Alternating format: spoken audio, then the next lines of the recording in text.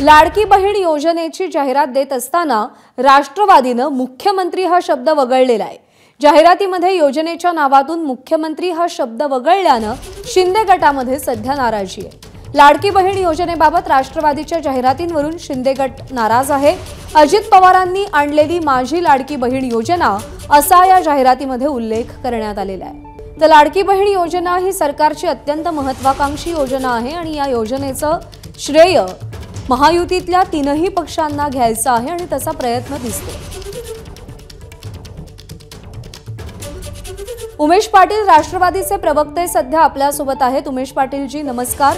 मुख्यमंत्री हा शब्द वगळला गेलाय राष्ट्रवादीकडून आणि शिंदे गटामध्ये नाराजी आहे। असं अजिबात नाहीये। आपल्याकडे केंद्रामधल्या अनेक योजना प्रधानमंत्र्यांच्या नावाने असतात, राज्यातल्या सुद्धा काही योजना मुख्यमंत्र्यांच्या नावाने आहेत। लोकांना त्या ठिकाणी लाडकी बहीण योजना अशा पद्धतीचा शॉर्ट फॉर्म मध्ये लवकर पोहोचण्याच्या दृष्टिकोनातून समजण्याच्या दृष्टिकोनातून त्या पद्धतीचा तो वापर केलेला आहे। आणि ही गोष्ट लक्षात घेतली पाहिजे की उपमुख्यमंत्री अजितदादा यांनी अर्थमंत्री म्हणून अर्थसंकल्प सादर करत असताना ही योजना मांडली। त्यांनी मग काय तिथं उपमुख्यमंत्री लाडकी बहीण योजना मांडता आली असती त्यांना, जर त्यांना श्रेयस घ्यायचं असतं तर। त्यांनी मुख्यमंत्री लाडकी बहीण योजना ही मांडली कुणी? राज्य सरकारच्या वतीनं अर्थमंत्री म्हणून बजेटमध्ये ज्या ज्या योजना घोषित केल्या गेल्या त्यांना मुख्यमंत्र्यांचं काही योजनांना नाव दिलं गेलं, ते अजितदादांच्या वतीनं दिलं ना, त्याच डिपार्टमेंटनं ते नाव प्रपोज केलंय ना। बरोबर आहे। अशा पद्धतीचा विचार मनामध्ये असता तर त्याच वेळेला त्या योजनेला यशवंतराव चव्हाण साहेबांचं नाव दिलं असतं किंवा अजितदादांचं उपमुख्यमंत्री उमेश पाटील जी असं आहे की ज्यावेळी ही योजना लॉन्च झाली त्यावेळी त्याचं नाव होतं मुख्यमंत्री माझी लाडकी बहीण योजना। तुमच्या जाहिरातीत येत आहे अजित पवारांची लाडकी बहीण योजना। फरक खूप स्पष्ट आहे यामधला।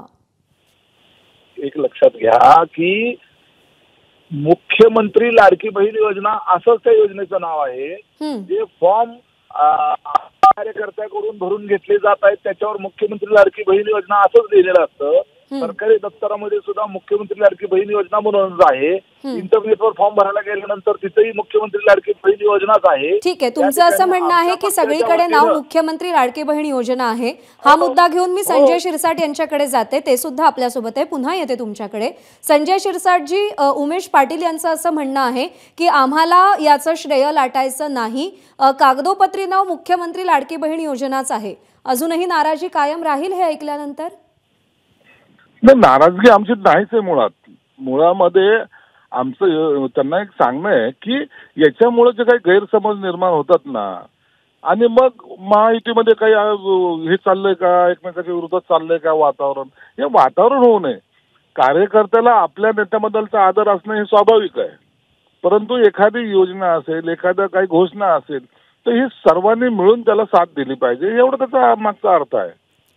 त्यांचं असं म्हणणं आहे की अर्थमंत्री म्हणून उपमुख्यमंत्री अजित पवार यांनीच या योजनेची घोषणा केलेली आहे।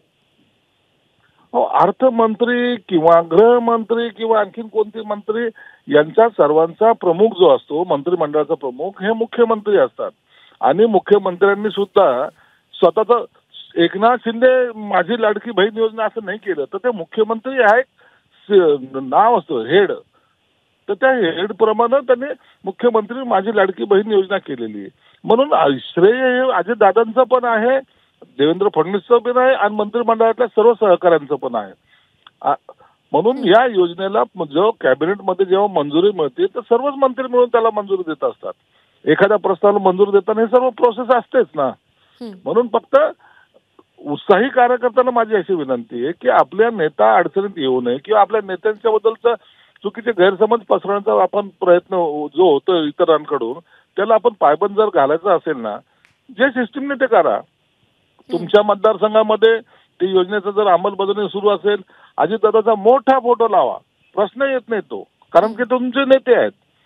आमच्याकडे असेल तर आम्ही शिंदे साहेबांचा फोटो लावू, परंतु योजनेच्या नावामध्ये जर थोडा बहुत जर चेंजेस केला ना तर गैरसमज पसरायला कारण मिळतं आणि विरोधक हाच मुद्दा घेऊन एक फक्त छोटीशी प्रतिक्रिया उमेश पाटील यांची घेते। उमेश पाटील जी, तुम्ही सहमत आहात संजय शिरसाट म्हणतायत त्याच्याशी? त्यांच्याशी सहमत आहे। मुख्यमंत्री हे राज्याच्या मंत्रिमंडळाचे प्रमुख असतात आणि त्यांच्या नावानंच ती योजना आहे, याच्यामध्ये काही दुमतच नाही। त्या वेगवेगळ्या आमचा जो आहे तो पक्षाचा दौरा चाललेला आहे. जनसंवाद यात्रा जी आहे ती आमच्या पार्टीची चाललेली आहे आणि विशेष करून ज्या मतदारसंघामध्ये आमचे उमेदवार आहेत किंवा जिथं आमचे आमदार आहेत त्या भागांमध्ये त्या ठिकाणी भविष्य काळामध्ये आमचा उमेदवार तिथं लढणार आहे आणि त्या दृष्टिकोनातून तिथल्या कार्यकर्त्यांनी बोर्डावर काय लिहिलं याला महत्व देत बसण्यापेक्षा प्रत्यक्षामध्ये अजितदादांनी बजेटमध्ये घोषणा करत असताना ती मुख्यमंत्र्यांच्या नावानेच ती योजना जाहीर म्हणजे केलेली तुमच्या आहे. दोघांच्याही बोलण्याचा मुद्द्यांचा सारांश असा की या योजनेचं नाव जाहिरातीमध्ये वेगळं दिल्यावरून महायुतीमध्ये कोणतेही मतभेद नाहीत, नाराजी नाही. फक्त जर मुख्यमंत्री लाडकी बहीण योजना असं नाव असेल तर ते त्या पद्धतीनंच पुढे आलं पाहिजे असं मत संजय शिरसाट यांनी मांडलंय. तुमच्या दोघांचेही आभार. आपण एबीपी माझाला प्रतिक्रिया दिलीत त्याबद्दल. एबीपी माझा, उघडा डोळे बघा नीट.